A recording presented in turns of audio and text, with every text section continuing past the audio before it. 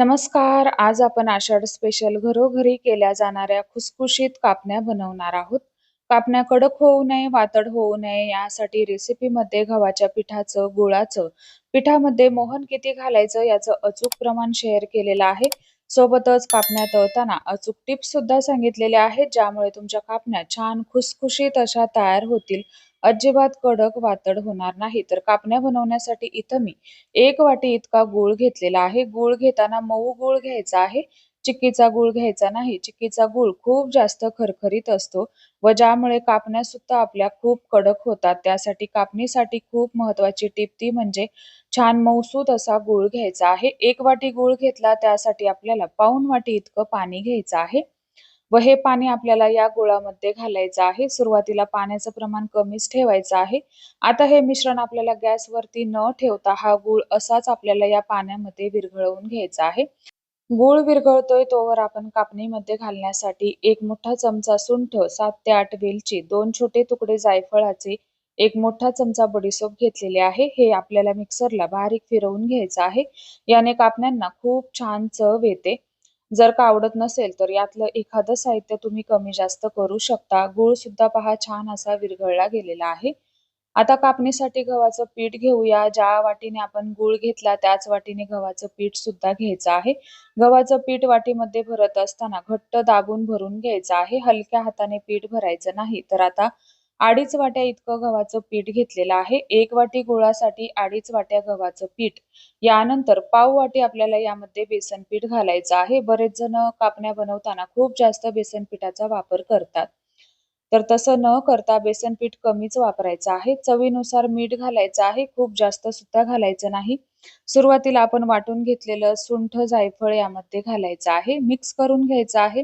आता यामध्ये आपण घालणार आहोत मोहन. तर ज्या वाटीने आपण सगळं साहित्य घेतलं त्याच वाटीने आपल्याला पाव वाटी इतकं तेल घ्यायचं आहे. हे तेल कडकडीत गरम करून या पिठामध्ये घालायचं आहे व हे तेल आपल्याला या पिठाला चांगलं असं चोळून लावून घ्यायचं आहे व याचा एक आपल्याला मुटका वळून पाहायचा आहे.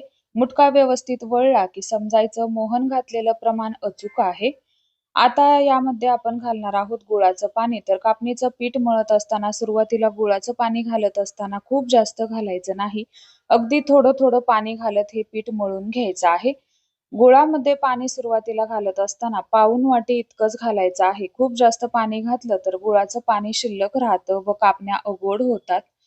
तर आता इथे पहा लागेल तसं पाणी मी यामध्ये घातलं. गुळाचं पाणी आणि वरती मला पाव वाटी इतकं पाणी हे पीठ मळण्यासाठी लागलं. हे पीठ मळत असताना आपण पुरीसाठी जितकं घट्ट मळतो तितकंच घट्ट पीठ तुम्हाला मळून घ्यायचं आहे. व हे 10 मिनिटं मी असंच ठेवून देणार आहे. यानंतर आपण कापण्या बनवायला घेणार आहोत. तर 10 मिनिटांनी इथे पहा पीठ छान असं भिजलं गेलेलं आहे. आता याचे आपल्याला मोठे-मोठे उंडे तयार करून घ्यायचे आहेत व आपल्याला कापण्या तयार करून घ्यायच्या आहेत. हे उंडे तयार केल्यानंतर याची आपल्याला एक मोठी चपाती लाटून घ्यायची आहे. चपाती लाटत असताना पीठ किंवा तेल लावण्याची अजिबात गरज लागत नाही, कारण हे पोळपाटाला अजिबात चिकटत नाही. आता यानंतर सर्वात शेवटी आपल्याला यावरती खसखस भुरभुरून घ्यायची आहे व यावरती परत एकदा लाटणं फिरवून घ्यायचं आहे. लाटणं फिरवत असताना थोडासा दाब देऊन फिरवायचं आहे. आता ही चपाती किती जाड ठेवायची, आपण भाकरी करतो अगदी तितकीच जाड तुम्हाला ही ठेवायची आहे.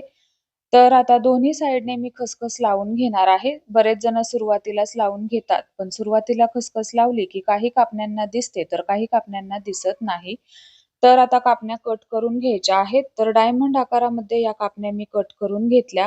कापण्या छान एकसारख्या आकाराच्या दिसाव्या यासाठी इथं मी पट्टीचा वापर केलेला आहे. तर सगळ्या कापण्या आपल्याला अशाच प्रकारे तयार करून घ्यायच्या आहेत. या कापण्या तयार करून सगळ्या ठेवल्या व नंतर तळल्या तरी सुद्धा चालतं.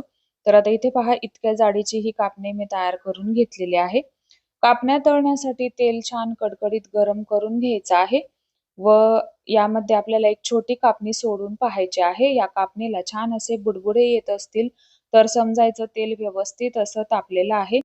आता गॅसची फ्लेम बारीक ठेवायची आहे व या तेलामध्ये कापण्या सोडून घ्यायच्या आहेत. कापण्या सोडून झाल्या की गॅसची फ्लेम आपल्याला कुठे सुद्धा मोठी किंवा मीडियम करायची नाही. सुरुवातीपासून शेवटपर्यंत या कापण्या बारीक फ्लेमवरती तळून घ्यायच्या आहेत. जर का मोठ्या गॅसवरती कापण्या तळल्या तर त्या लवकर वरून कलर पकडतील व आतून कच्च्याच राहतील.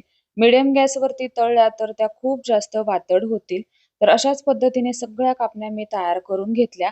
या पद्धतीने जर का तुम्ही कापण्या तयार केल्या तर अजिबात कडक वातड होणार नाही व छान अशा खुसखुशीत तयार होतील.